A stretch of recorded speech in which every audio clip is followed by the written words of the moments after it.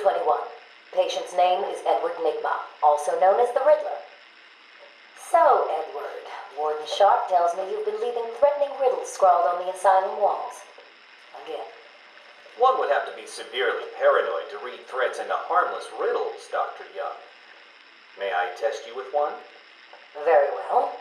What is it that walks on 4 legs, then 2 legs, and finally 3 legs? A human being.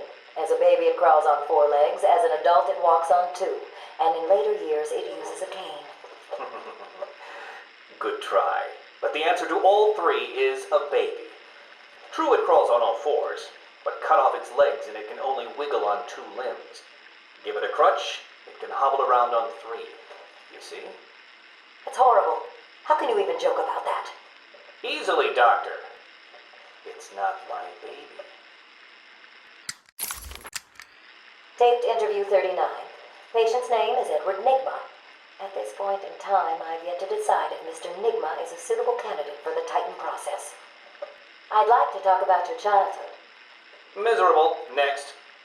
By all accounts, that is where your fascination with riddles began. I believe discussing those years could explain your compulsive behavior. Very well. My father hated me. Always called me a moron. I see. I was determined to prove him wrong, so I entered a contest at school. A $20 prize to the kid who could figure out an almost impossible logic problem. I won, of course. And that pleased your father? Hardly. He was convinced I had cheated. He kept yelling, "You must have cheated! Admit it, you moron! You cheated!" I swore I didn't, and he hit me for lying. I'm sorry to hear that, Edward. Don't be. He was right.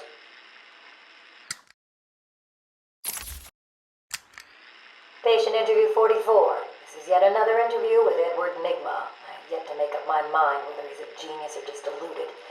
Whichever one he is, just being in his company is both irritating and exhausting. Hello, Miss Young. You look tired. Anything you need my help with? No, thank you, Edward. I am here to help you. We all are. Forgive my arrogance, Doctor, but if you think I need your help, well, you're in the right place. Let's look at it a different way. Throughout your career, you have specialized in bizarre traps and convoluted clues that more often than not result in the death of the unfortunate participants. And if the citizens of Gotham were smarter, my games would be merely an amusing diversion. Instead of death traps. You really should be thanking me. Weeding out the ignorant, the stupid, the useless.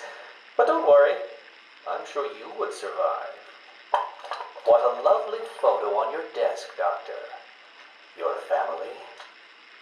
Mother, perhaps. Put that down. Get out. Guard!